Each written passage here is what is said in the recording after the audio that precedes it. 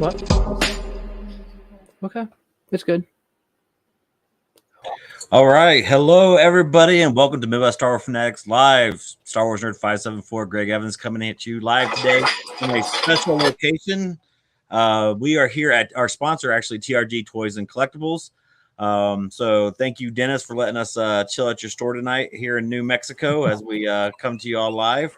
And just want to say welcome, everybody. And we've had a heck of a week this week. Not only did we have Star Wars Celebration, but we've also had a lot of great shows and stuff announced, and it's just been unreal. And oh yeah, I guess that one show that went live, I guess Travis called what was it? Obi-Wan. Yeah, that one. Yeah. So again, welcome everybody. If you are watching tonight, make sure you put in the comments, ask some questions. We want to hear from you. And again, I got my co-host here, Travis, with me as well. And Travis, let's just get started, man. We got a lot to cover tonight. So let's talk about this little event we went to this week called Star Wars Celebration. Some of you may have heard of it. A lot of great appearances. So Travis, this was your first celebration. So we all want to hear from you. What was your thoughts? Yeah, it was it's a lot, kind of going into it from talking with you, Spencer, from a few weeks ago and a few other folks. They said, hey, like this sort of convention doesn't really compare to other conventions you've been to. And that was 100% accurate. It was similar in the fact that there's, tons of fans, there's guests, there's panels, there's all of that, but just the volume of people that are there is it's something you have to kind of see to believe. And people would always kind of joke, be prepared to wait and stand in line quite a bit, which is definitely true. Waited in line a decent amount of time, but never, I guess, more to outweigh the benefits you got from doing it. So, I went in with pretty loose schedule, had a couple lottery wins that I got for some panels, a couple of the ones I wanted to try to get into, but thankfully my experience was great. So it's definitely recommended. If you have not gone to it, you've been on the fence, go for it. I'm not sure if 2023, given its locations in our audience here is the Midwest Star Wars Fanatics, going to be a lot of people going to it, but hopefully next time it rolls back around to the U.S., get some more folks out there.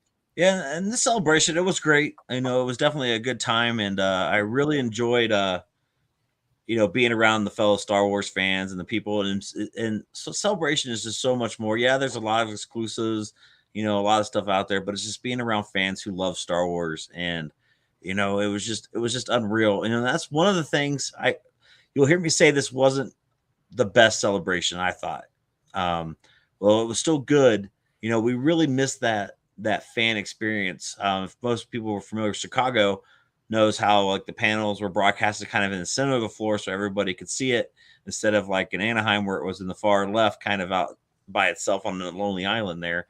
And you just missed that experience when like the Rise of Skywalker trailer came up or the Mandalorian panel was announced, and you had all these fans and vendors just stop what they were doing on the floor and experience that together. So we did kind of miss that experience, which unfortunately was one of the things I really loved about Chicago. So hopefully we'll get that back as well. But again, there was also some good experiences as well. Meeting friends, the autographs, the guests. I mean, it was just overall a good convention again. And, we'll talk about some of the vendors and stuff there. The one thing we did kind of lack this year was exclusives. While there were still some good ones out there.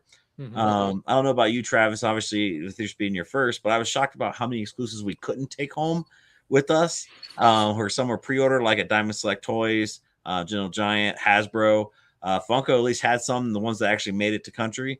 So what were your thoughts on the exclusive? And like I said, if you're out there, let us know as well. We want to hear from you. What were your thoughts on the exclusives as well this year for Celebration?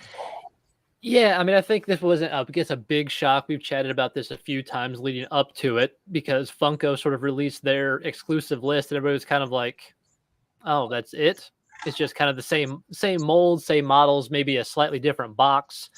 The Grogu, the Diamond Grogu was a big hit. I know a lot of people were lined up every day to grab one of those. And Hasbro had essentially really the only exclusive was the pre-order for the Pat. I was getting confused. I think it's Paz Vizsla, the Jon Favreau version from the Mandalorian as Heavy Trooper.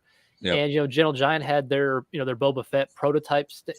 So again, and we've talked about it. I mean, I think there's a myriad of reasons. I'm going to blame it and chalk it up to it being delayed 2 different times, Yeah. and people probably having designs, probably had stuff they wanted to get out, and they went ahead and produced it pre this show this time because they weren't going to sit on the design for 2 years. And Yeah. then plus just the way the global stuff is, like you mentioned, I think Funko was missing their 5-pack, and I think the Luke Skywalker soda, Yep. which I think was just because they couldn't get it shipped over. So I think that was a big component to it as well. So hopefully it's just a anomaly, and going forward we'll be back to the same level of exclusive all over the place that they've had in the Yeah. past.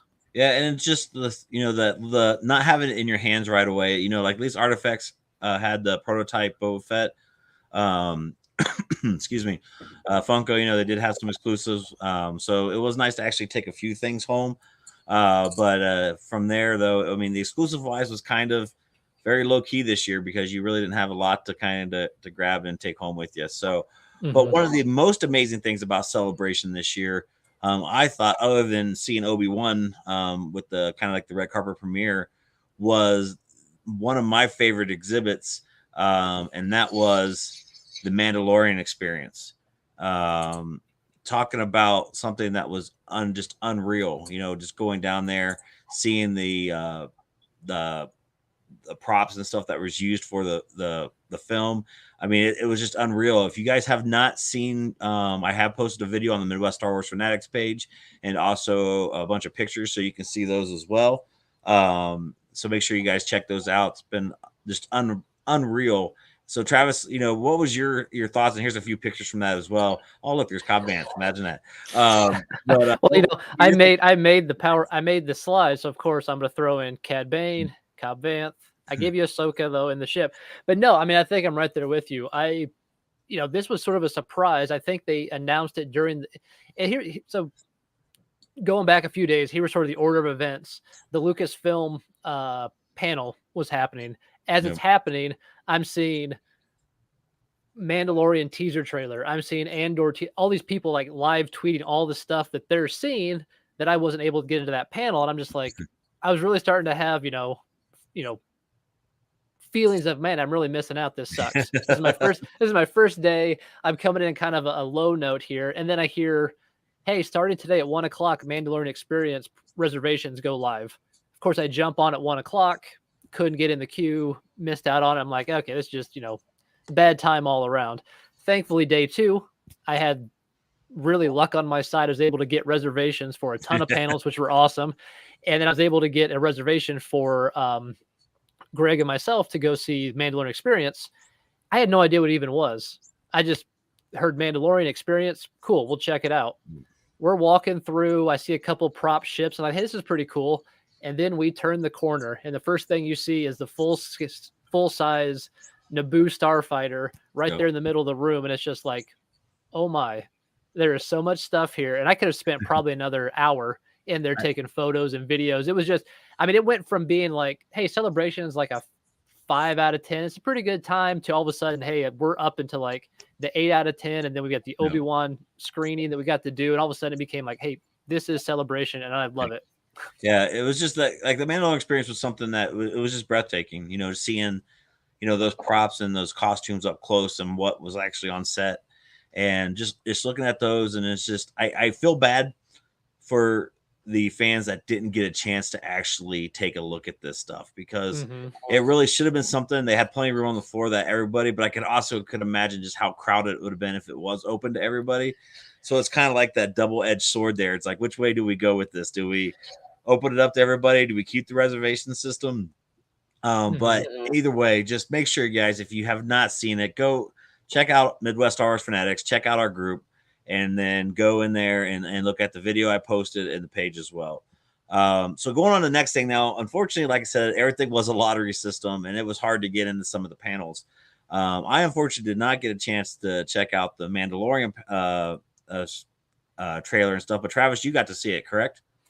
Yeah, so I did not win the lottery for this particular one, but that morning I just went beeline straight to one of the streaming stages. I was not there in the arena where they brought everybody on site, but I was able to stream it from one of the side rooms. So yeah, I was definitely glad I got into that one because they brought out person after person after person from the cast. And then, yeah, they dropped the actual season 3 trailer. I don't know if it's actually out yet on YouTube to watch it. So sorry, I've seen it. If people want to ask me questions, I can talk a little bit about it. I don't want to give too much away and kind of ruin that experience, because I think just seeing it for the first time sort of almost unpre, with no information going into it, you'll just be like, wow.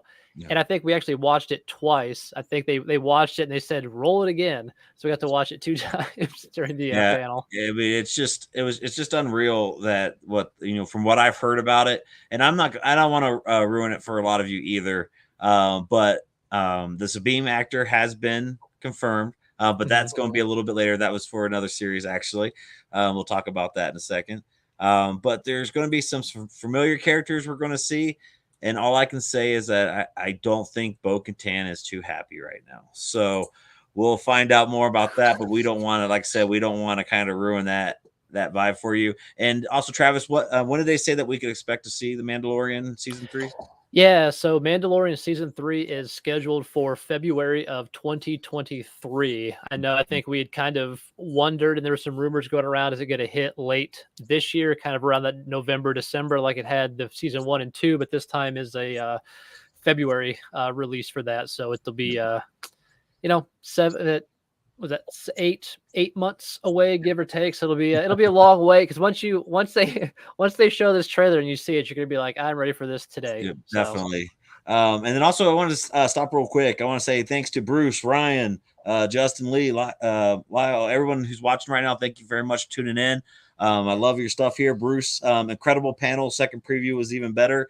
I know I'm jealous, Bruce. Like, I really wish I could have seen that. Justin Lee, 4 episodes to go, 4 more opportunities for Dash Rendar. I knew that comment was coming here for the Obi-Wan.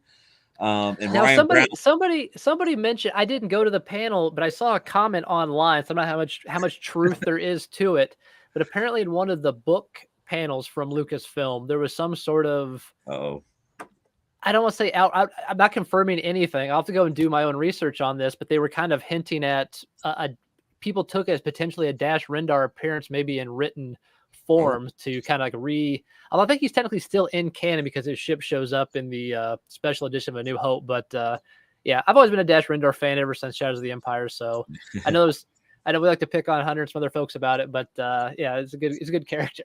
And then we got Ryan Brown. Those props and costumes were some of my favorite things you posted about in the groups. Ryan, I'm glad you enjoyed it. I'm glad we could bring that to you. So the next panel we're going to talk about, and I know we want to talk about Obi-Wan here in a little bit, but we'll get there, folks. Don't worry. We will get there. The next thing we are going to talk about is the panel I actually got to attend, the Bad Batch. Now, many of you know that I like the Bad Batch. I liked this first season, but it didn't hit me like Rebels and the Clone Wars. It was just, it was good content, but it really didn't get to me. Well, seeing the trailer for this for the first time, and when they played it, it was just unreal. Not only was the music just unbelievable. I mean, Travis could probably agree with me on that one. Oh yeah, they had the bass cranked up. I was like feeling it in my chest as it was hitting. I was like, all right, here we go. But just seeing the characters back, and then some of the new characters as well. We got it's just unreal. Yeah, Bad Batch is awesome. It's I really think it's going to be extremely awesome for season 2. The great thing is, guys, I'm going to tell you, we're going to talk about our charity giveaway here later on. And I got a strange feeling that one of these posters might end up as a prize for that. I don't know, but we'll see here. Since I know you have mine with you, it makes me wonder if mine's getting. I want that on poster. But yeah, no, get home back to Indiana. Yeah, no. I mean, again, like you said, though, because again, I don't think this trailer is out, so I don't want to talk too much. No, this trailer is officially out. This one? Yeah, this one out. Okay. So, all right, because I want to talk about it, but I don't want to give things away. I want people to sort of experience that. Hey, watching it for the first time. So again, I guess if you haven't watched it yet, again, maybe we've got some time for that one. But so I guess we'll give it to it. But it was great to see some characters make some returns. Some people one particular person from Clone Wars I didn't think actually was still alive. So it was very cool to see that a particular person made it a person, humanoid, I guess not really a person, but a fuzzy friend made it back from Clone Wars. So check it out. But yeah, no, it was an awesome trailer. I really like. I think they showed there in the poster the new armor and character designs. They talked about that in the panel, how they were really trying to shift from, hey, they're not part of the Republic in their old Clone Wars. They're starting to mature and move away from that, and part of that's just in their physical appearance. Still the same armor, but you got some more blue and orange kind of color schemes to it, and in the bit they showed too, they showed a little bit longer of a clip as well as the trailer, and just seeing kind of the maturity and where they're going with Omega, I think seems to be promising too. I think it'll be less of a babysitting Omega like it was in season 1, and more like she's kind of coming into her own as a character, and developing a little bit more in season 2. Now there is something to note though, for the people that watched it at Celebration. The trailer is different. I've had a couple people comment on that as well, so you might see a little bit more. So that's why we're not giving away too much on here. But I'm going to give away one thing just because I'm so excited to say it is Commander Cody. That's it. That's all I'm going to say. The other great thing about this, if you were at the panel, and I put a video of this too, was D. Bradley Baker reading the script and changing the voices the way he did. It was unbelievable, talking about talent. So make sure you guys check that out. Again, that's at the Midwest Star Wars Fanatics as well. So I mean, there's so much. And then there was another panel. Actually, I got to go to 2 panels, so I was pretty excited. The next one is I'm actually really excited about, and we all got to see, was the Tales of the Jedi. Dave Filoni talked about how he was going to tell 2 stories. And now we're getting kind of stories of course, Dave Filoni isn't going to leave Ahsoka be. But we did get to see Ahsoka, and I won't go too much because we actually got to see the first short of that. So I don't want to spoil anything. Some of it is out there. Obviously, there's trailers, stuff like that. We'll just say #baby Ahsoka. But then also we're going to learn about more about Count Dooku as well, which is kind of dark, and I'm very excited about. But before I get into what I'm excited about, Travis, what were your thoughts and everything on this one? Yeah, I mean, I think the Count Dooku story is going to be pretty cool. The trailer they showed, sort of not gave away to say, but kind of hinted at some of the other stories. Again, we've got 2 characters, 3 episodes each. We saw the first one, and I think it's it'd be a really great format because, from what Dave Filoni was talking about, he said there's these small stories that I think he said he would write them on the plane ride back and forth from the Mando production set in like season 2. So it's something he was just kind of, writing these small little self-contained little vignette stories, and didn't really think anything would ever really come of it. And then showed it to Carrie Beck, who I think works over at the Lucasfilm Animation. They were like, hey, let's make this. Filoni will give you some money and you can go off and make these things. So yeah, no, but I'm excited because I think it'll be a good way to kind of fill in some gaps, because obviously there was a lot of story in Clone Wars, but we never, Count Dooku just sort of got introduced. We know, he was master to Qui-Gon, and he was apprentice to Yoda. But other than that, we don't really know, okay, how did he end up with, Sidious, and how did he kind of fall or turn to the dark side? And some of the stuff, again, I'm not gonna say too much about it, but some of the things that Dave mentioned, like people making choices, it's all about showing how choices you make in your life sort of shape the direction and the outcome. And Ahsoka had a much different path than Dooku, and he kind of wanted to show that sort of the difference in those. So I think it'll be really good. At first I was kind of like, animated Jedi stuff, I'll watch it probably, but now I'm like, okay, nope, I'm actually pretty excited about this. And I believe this one is fall of this year. So we've got hopefully not too much longer on that. Yeah, so, Andor is I think in August or September. Bad Batch season 2 is also fall, and then Tales of the Jedi fall. So a little bit of a lull here. Well, if I say lull, we've got Obi-Wan, and it'll hopefully tide us over until the fall months, and we'll have a lot of Star Wars stuff to talk about. Yeah, and it's just going to be kind of just unreal that we got there. And this comment is coming. Who will voice Count Dooku? They did not answer that one. What we do know, and it's already out there in articles, we do know that Liam Neeson will be back for Qui-Gon, but there's a little asterisk about that. There's going to be a younger Qui-Gon, which actually will be voiced by his son. So I think that's pretty cool that that's going to be there as well. And then you're going to see a lot of the Clone War voice actors back. But what really excites me about this is the side of Dooku that we're going to see. You're going to see. I don't want to spoil too much. I'm not 100% sure if this trailer has hit yet. But you're going to see something there that's just going to make your jaw drop when you see the trailer, and you're going to be like, oh my God. And you guys will enjoy it. So again, Yoda, it's going to be back. Count Dooku. I'll say Mace Windu, some mystery people that I'm not going to announce yet, but be ready. I think the Tales of Jedi is going to be amazing. The one thing that Dave Filoni did tell us in there is that it's going to be dark, and he said that the only reason he showed us the clip that he did because they get worse as they go. So I'm pretty excited to see where this is going to go there. Another series that we're excited about, and again, I missed this panel, and luckily Travis also got to see this one, I believe, as well. Ahsoka. So we got this coming out. So Travis, tell me what you can tell without spoiling too much. Obviously, we have Sabine that we're talking about, but that has been confirmed with that actress. But and when we can expect to see Ahsoka.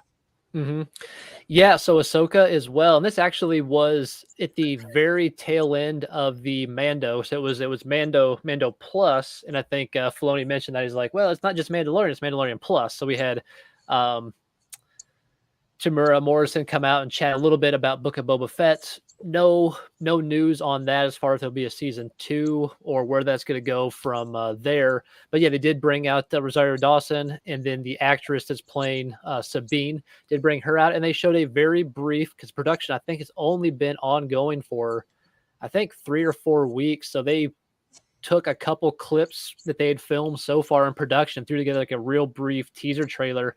And I guess I'll just say, if you're thinking, hey, Sabine's there, does that mean maybe some other folks maybe joining along that you're familiar with that she usually is tagged around with? You might be thinking the right sorts of things. So again, this trailer will probably leak. I'm sure it probably gets leaked and it's on YouTube and it gets taken down right away. So if you're, industrious, you may be able to go out there quickly enough to find it. Again, if you want to know more information, message me or whatever online here, and I can give you some more details. Again, I don't want to totally spoil it for people, but it looks like it's going to be really good. I like the direction they're going. The character design for Ahsoka is actually slightly different. I didn't notice it at first until somebody posted online a comparison picture. They're I'm gonna call them, they're not Laku, but I can't remember what their tail things are called, are a little bit longer to show. So it's a really good character design. They've improved it a little bit from how she looked. Not that I didn't have any complaints. She looked bad in Mandalorian and Book of Boba Fett, but yeah, again, another 2023, so probably right on the tail end or heels of Mandalorian season 3. So we should have a good, a really, really solid end to this year with 3 great things this fall, and then 2 queued up for the first half of next year. Yeah, a lot of great stuff going out. Again, you can see the trailers, The Bad Batch and Andor right now are online, so you can pull those up and check them out. Andor, I know we didn't talk a lot about it, but it definitely gives you that Rogue One feel, and it's going to get closer. It's going to lead up to Rogue One, so we kind of know which way that's going, and that's probably going to be a nice dark film as well. But let's get into what everybody is waiting to get into. So if you have not seen this, you might want to put earmuffs on or whatever. But obviously, we're going back to our thing where each night before the next episode, we're going to talk about what came out. But it's time to talk about Obi-Wan Kenobi. So I'm going to be the first to admit this to everybody. You guys know how I was in the past about this series. I was excited for it, but did I really think that we needed it? After watching these 2 episodes, yes, we need it. So, just, I have no complaints. There's a couple little things I see that, kind of go from there, but I really want to hear from you guys that are watching your thoughts. We got some clappy hands. So Bruce Brown loves it. Bruce, thanks for tuning in again. We appreciate it so much. But Obi-Wan Kenobi, holy bleep. I got to edit it for the kids here. Just unreal. Travis and I were both lucky enough to catch the world premiere of it before they released it early to everybody else. So, we had that big kind of theater experience kind of watching it, which was pretty awesome. But Travis, how amazing was it to have that experience at Celebration watching that for the first time, and actually some of the actors, it was their first screening of it as well. So I mean, what was your thoughts on it? Like, I'm still Y- kind of stumbling over it right now just because it was so good.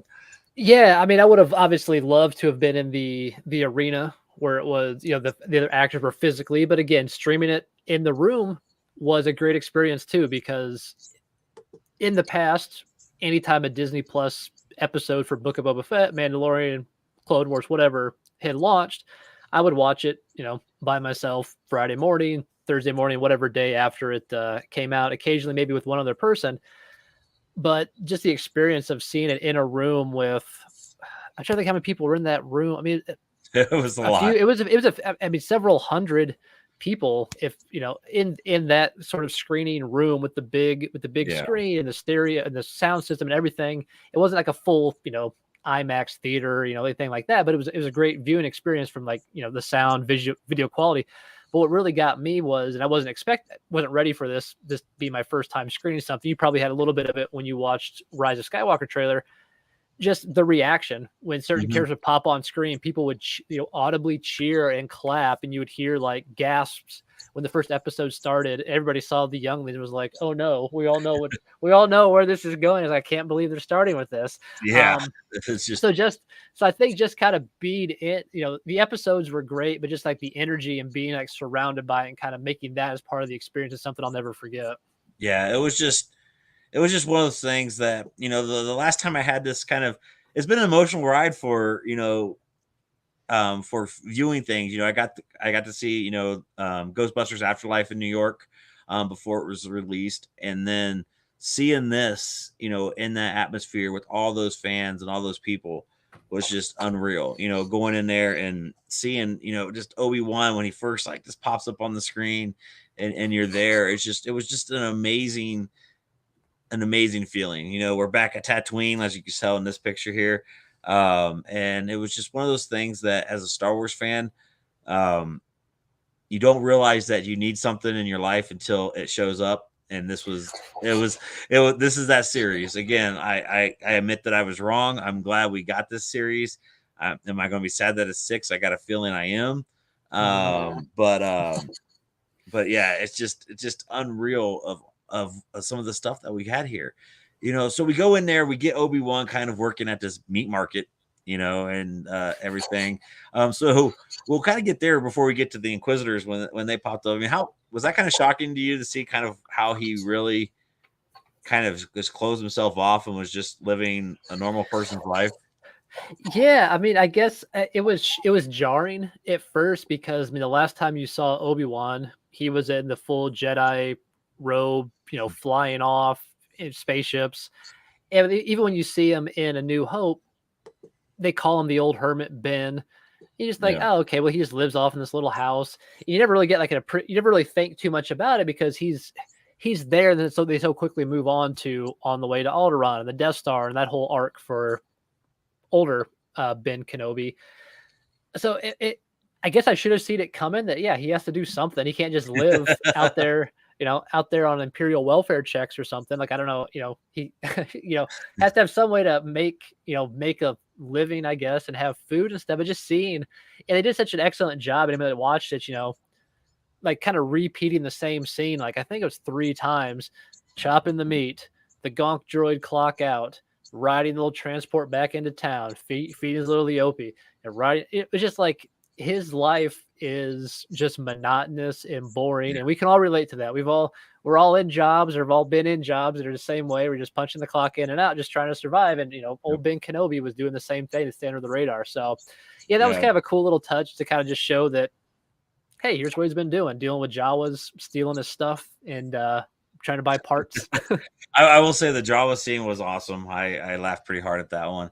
And then the toy, if you guys remember, obviously A New Hope, that toy makes an appearance. So that was kind of like, wow, that was one of those touchy moments there as well. Hmm. But I also got some comments here from Bruce, and I'm sorry some of these comments don't show up on our stream, so that's why I'm looking back and forth on different things here to make sure we get up everything.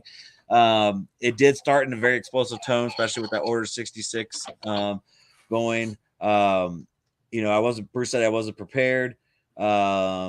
but knew it must come. Owen referred to him as old hermit, and he did. And then we got also cost a little extra to clean, which if you haven't watched it, I'm sorry, but it's so that was pretty funny with the Jawa as well. But let's really get into where things really start picking up. So, there's these actors, that play some pretty cool Inquisitors. You got Sung Khan as the fifth brother, Moses Ingram as the third sister, and Wilbur Friend as the Grand Inquisitor. So it didn't take long for these Inquisitors to make their appearance in Obi-Wan, and we kind of know what happened. Before we get too much into this, again, there's something I just want to remind everybody is that, remember, folks, Star Wars is for everybody. I have to tell you it because unfortunately today, we saw the toxic side of Star Wars rise its face again. And you might not agree with something, but just again, guys, just remember it's all about the love. So with that, let's really get into what's really important here, and that's the show. We get these Inquisitors. So Travis, I'll let you kind of start here a little bit with these. I mean, what were your thoughts when you see these Inquisitors come out of their ship that really reminded me of Kylo Ren's ship? Mm-hmm. Yeah, that's true. I didn't think too much about that, but yeah, it's very, very similar sort of design to his shuttle or whatever he was kind of getting around in. But yeah, no, it was really cool, I think, to see live action versions of the three characters. We've seen obviously the Inquisitor, Grand Inquisitor, and fifth brother, but Reva, third, she third sister. Yep, yeah, she'll be third sister. It was obviously a new character we hadn't had seen before. So yeah, it was just kind of interesting seeing them kind of going about their deal, how they track Jedi, how they try to figure out where they're at. They allude to, news travels, rumors travel, stories travel. Somebody flashes a lightsaber, it kind of gets out, and that's how they kind of go about, finding them. I'm definitely curious to see more, maybe some more character development, because I'll come right out and say the Reva as a character, again, I'm gonna say it's very clearly specified. Reva the character, I feel like I need some more there. It's well acted. It's the actress Moses, she's doing a great job. Everything like that's great, but I don't have enough context yet for what motivates Reva as a character, and I think we'll eventually get that. Some of the scenes from the trailer show them interacting with some other Imperials and Vader and things and more Imperial settings, which we haven't seen yet. So I think that'll probably answer, okay, what's her deal? Why she's so eager and uptight about getting Obi-Wan. So, but other than that, I mean, like I said, again, not really even a nitpick, just more of a, hey, I'm anxious. I have room on my plate for a little bit more backstory and understanding on what Reva's deal is. So I really, I the big thing is like all the way these characters look and stuff. All right, just it's everybody to stop because I love it. Like they're there, they're live action. We've got it. And I'm not going to yell at you either way if you like them or not. But it's just it's awesome to see them there. But I do agree with her character. She's right now it's a little over the top for me. But I think there's a reason why. And last night I had like this brain like blow up. While I was sitting there because I was actually watching it again on a screen with actually Dennis, and all of a sudden it hit me, and I pull up my phone and just take a look at the younglings that are training, and there's a good chance that she could be one of those. And I'm thinking maybe she's upset with Obi-Wan because he didn't save him. So take a look at it again. I don't know. I mean, if she's like 10 years old and like 20, it could be possible.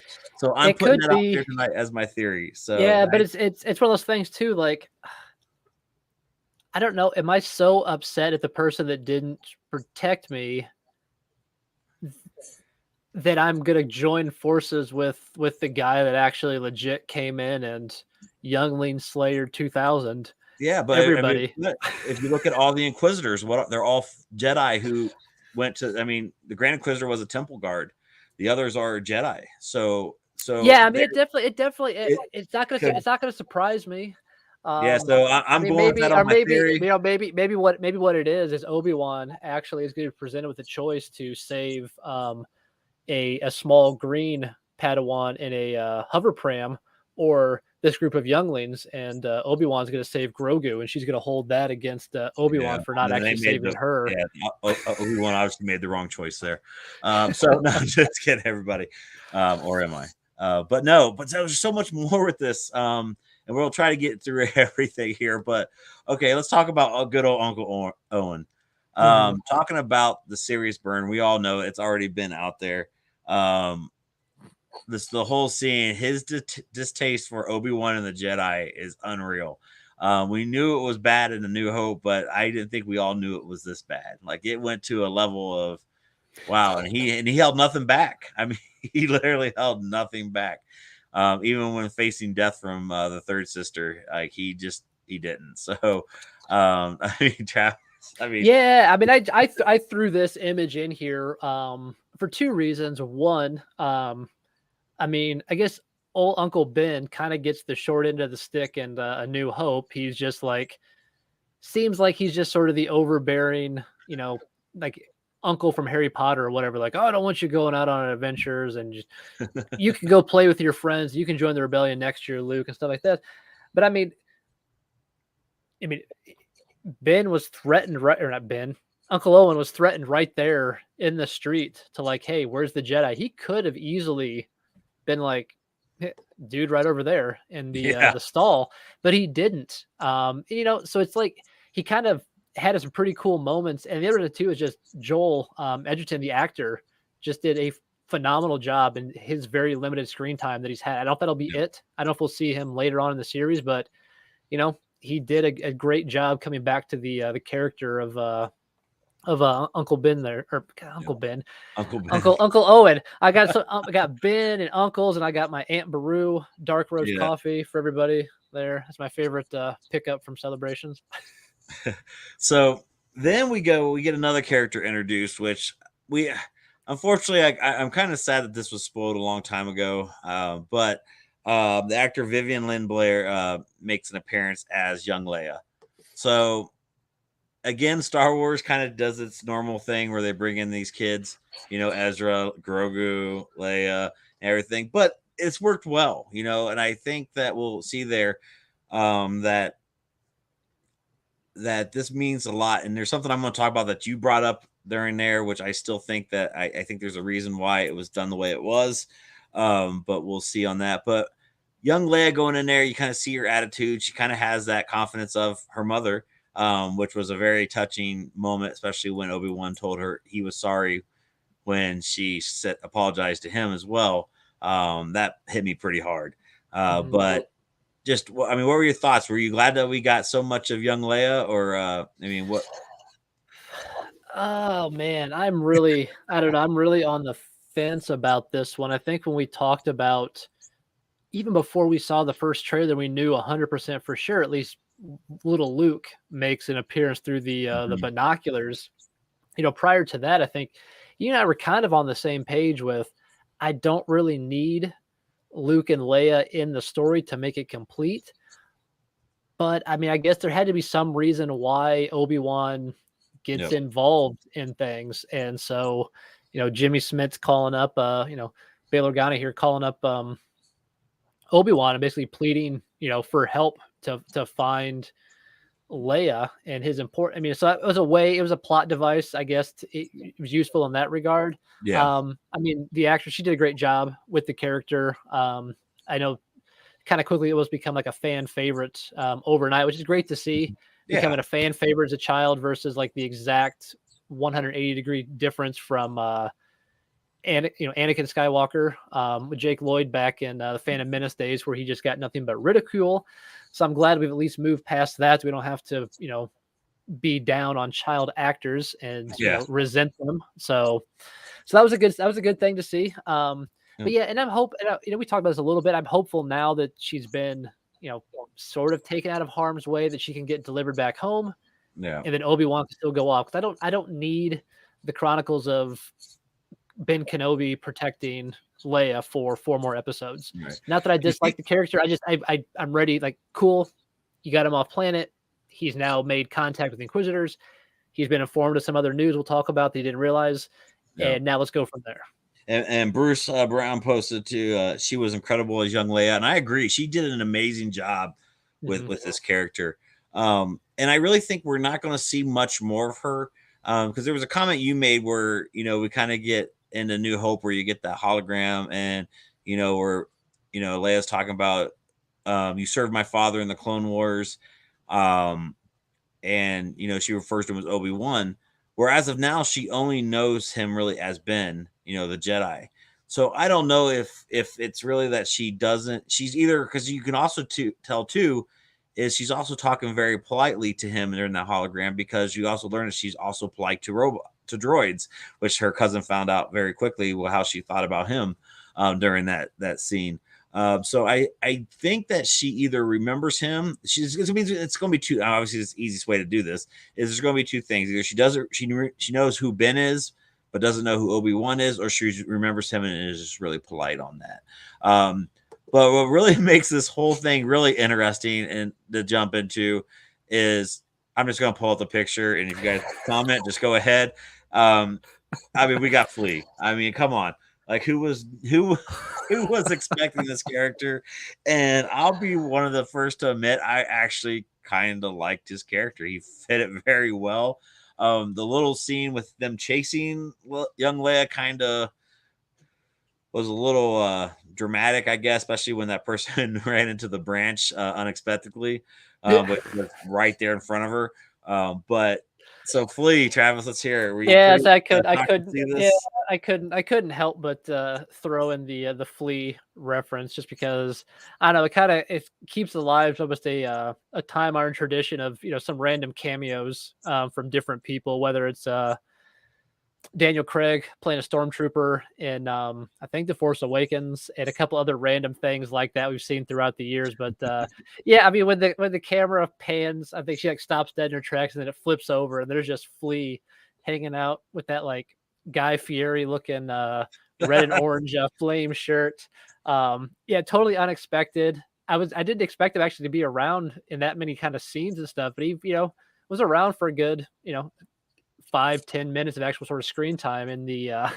in that episode. But yeah, no, it was kind of just a cool little moment because yeah, it's Flea. Okay. So we're going to go on to another character, which I thought was very interesting. And I'm going to warn everybody now. I'm going to butcher this name Hmm. so bad. I mean, I sometimes I butcher my name. I'm surprised I don't call myself Craig. If you guys get that inside joke, you'll laugh at that. Camille, not I'm not even going to try it. Who played Haja, the fake Jedi. I thought it was a very interesting character, especially his little scams and some good humor in this as well. So, what were your thoughts on his Jedi mind tricks that he was pulling and everything there?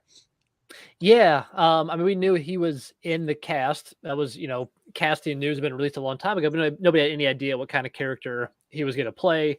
I mean, you kind of expected him to play some sort of, comedic type of role in the whenever he did show up. But I like the character. I mean, I think you know, just seeing him kind of do the fake Jedi mind trick and then in the magnets and stuff, and then just like Obi-Wan's reaction of. But I thought it was cool that Obi-Wan called him out on it, but didn't actually, use the Force or give himself away as a Jedi. Because I was expecting like Obi-Wan to come in and be like, "Hey, watch this," and like actually do something. But he didn't want to give away Yeah, the fact that he's a Jedi, which makes sense. But yeah, he's a good character. You know, I don't know if he's going to be in anything else or if he's going to show up again. That's the yeah, great thing though about Star Wars is you've got potential now that characters have been introduced, whether it's video games, books, comics, future series, this series. It seems like an interesting character, kind of that underworld rogue type character, which I usually typically enjoy. So yeah, I could use more of his character, but the screen time he did have was good. yeah. It was good. It was kind of that good humor, and I probably chuckled pretty loud during that when the magnets and everything. And he's like, "This is a Jedi mind trick," and like it was kind of funny how he was doing that on the radio. But then we go like we're on this planet, and it's Deju. And if you're out there, if I'm right, I want to make sure I'm 100% right on this. But we go on this planet, which is kind of a happening little place, and we get all these bounty hunters and everything going, And this leads to probably one of the most pivotal moments of the whole series so far. Obviously, we're only 2 episodes in, but it's probably one of the most pivotal moments now for Obi-Wan going into the future. He gets called out by all the bounty hunters and everything here. This is also where we see the last of Flea. But before we get into why I think this is the most pivotal moment, up on the rooftop, and you know what I'm talking about here, and we'll talk about that in a second. What were your thoughts about like all the bounty hunters, and everything that kind of happened in this instant? Yeah, I mean, I'll start with the planet. I assume it's a planet is the name of it, that Dium or whatever, and not the city that they're in, but just visually a very cool planet. From the trailer, we saw kind of all those neon lights. I was like, what's this planet going to be? I don't know if it's maybe like a Nar Shaddaa or something, one of those hut control planets.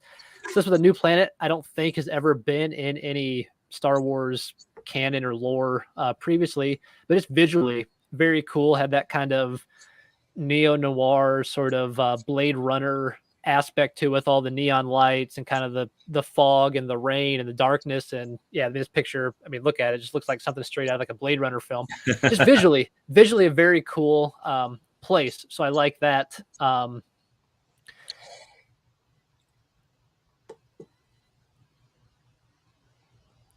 All right, we've seen that little jump there, but are you there, Travis?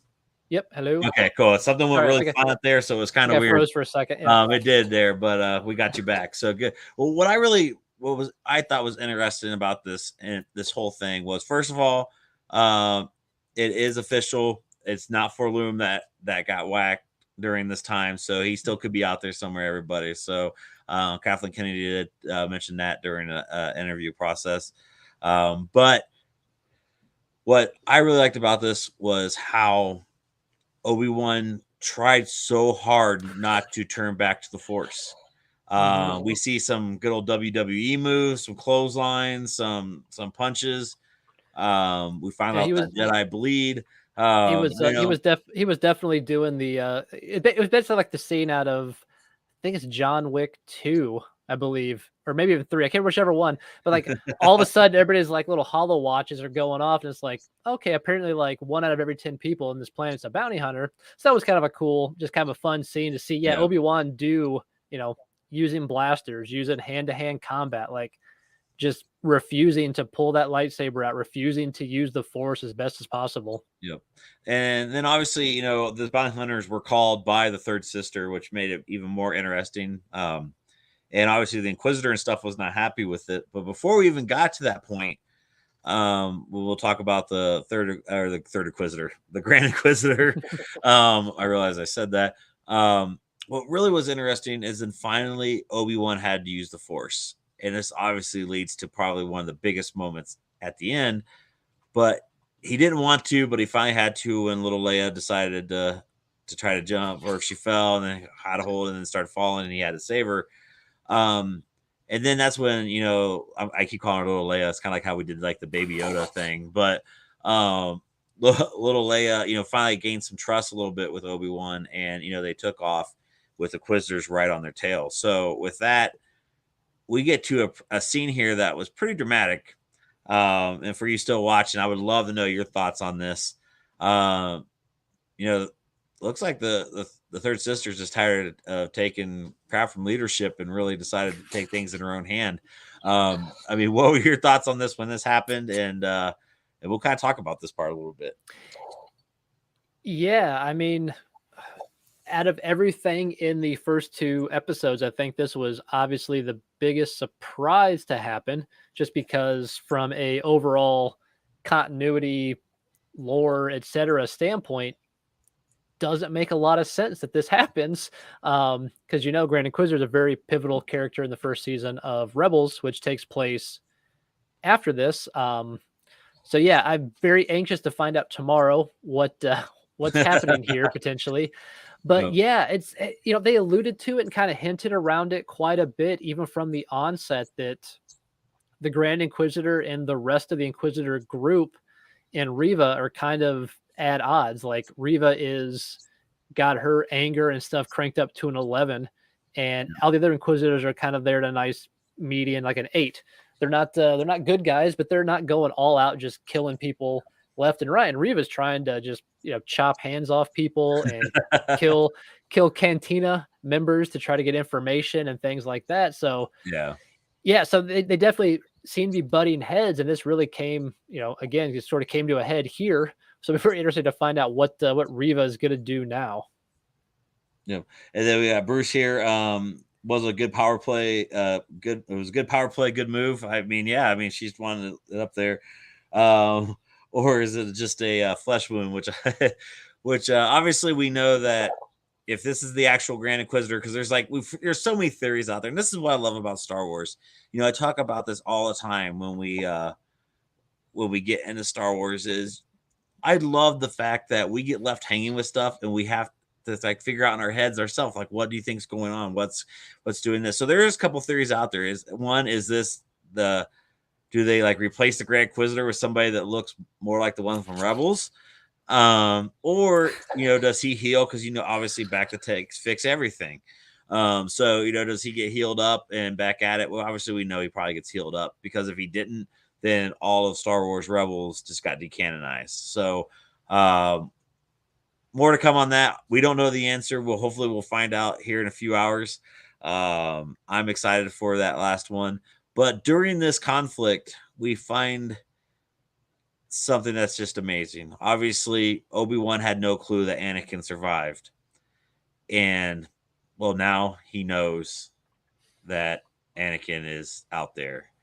Yeah, that was something I was, yeah. I mean, that's something I was kind of interested in knowing, because, I mean, obviously he left him on Mustafar with one good robotic arm, I think, left, or maybe it was his real one. I can't remember which arm he got left. But with one arm, no legs, catching on fire and everything else. So I guess he just assumed he was dead. It's also interesting too. We always assume that, in today, in our world, Earth, we hear about everything all over the planet. But you got to think, Star Wars is this huge galaxy. So we always just kind of maybe took for granted that the name Darth Vader was just out there on Star Wars Twitter feed. Obi-Wan was checking his Instagram and saw Vader posting things. That's not the way it worked, because it's such a huge galaxy that I guess he didn't realize, or the word never got out, that Vader was out there, still doing all these things. So it was a very, powerful moment, I think, and just, from an Ewan McGregor acting standpoint, I hate you. Having that, just that look on his face, he thought that Anakin was gone, and then that realization that he's still out there and he may have to deal with this now is a very interesting thing. I mean, that scene, just McGregor is an amazing actor.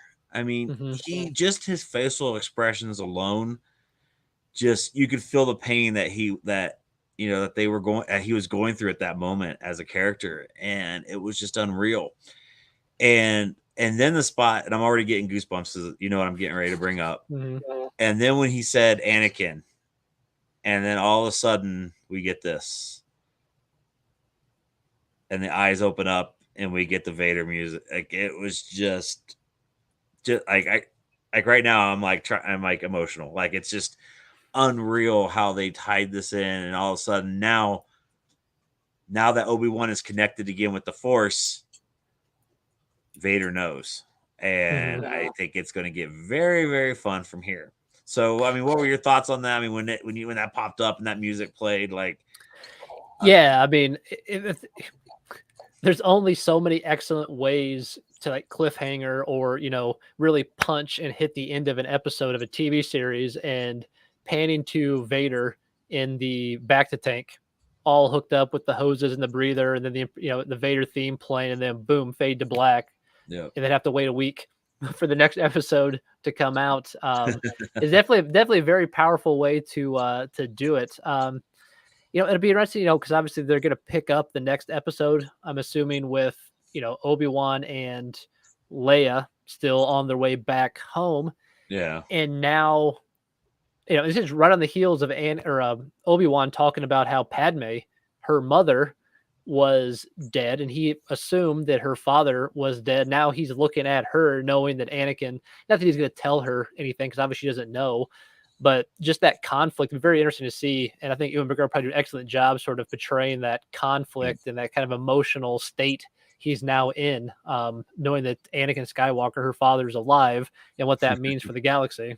Yeah, it's just, man, I mean, I could just talk about this all night. Like, it was just unreal. Dennis has when his eyes open, I got massive chills. And the comment that just popped up about the feelings, I feel for Obi-Wan because the feeling of falling Anakin's back.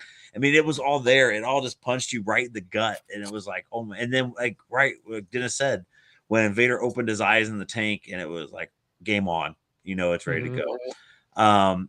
Personally, I don't think we're going to see much of Tatooine for a little while, because it would probably be kind of dumb for Obi-Wan to head back that way, especially with Inquisitors kind of right on his tail now.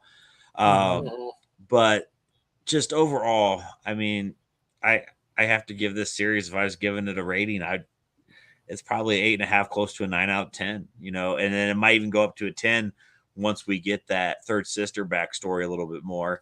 And when my theory is proven right, we'll go from there, and then it'll be a straight up 10 when Jar Jar returns. Definitely. Yeah. But I mean, what was out of these 2 episodes? What was just your key moment? That's like your oh my, what moment? Like, just like, what was it for you? Oh man, there's so many good, and I think I'm right there with you. Kind of an overall, it's it's an 8.5.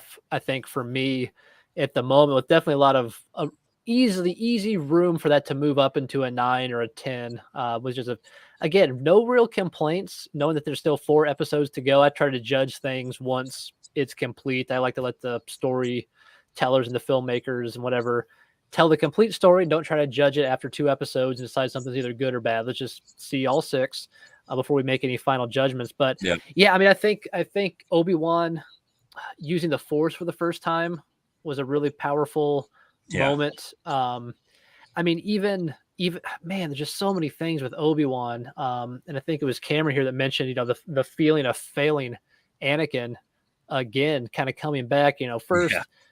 Uncle Owen, not the rice guy, Uncle Owen, kind of making that comment, oh, like you train him like you did his father. It's like, okay, well, now that's back in your mind.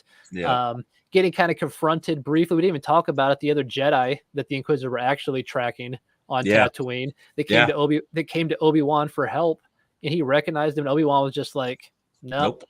Hit the road. I'm not going to help you. Then he ends up being dead, strung up there in town.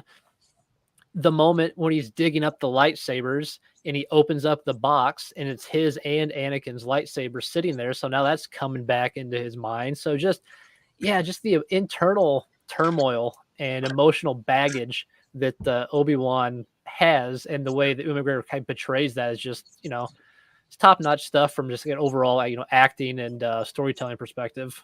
Yeah, and I just and this what a week, like, between Star Wars Celebration and Obi-Wan and everything that we know that's coming out. And I mean, I don't think Star Wars fans could ask for a better week, even if you weren't there, getting to see the panels and everything.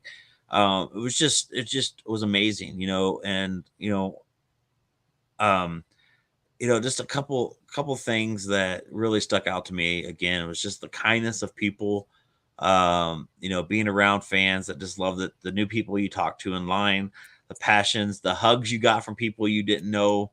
I've had a couple moments that I'll talk about later on with an actor that was a really emotional time for me. And that'll be a different story, a different time.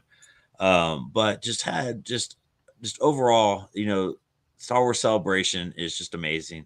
If there's a way that I could pull off Europe and my body will let me, I will do it in a heartbeat. But right now my body's about ready to trade me in because it was brutal. But Travis, other than knowing that my cane is probably the most popular thing at Star Wars Celebration, by the way, I forgot about that.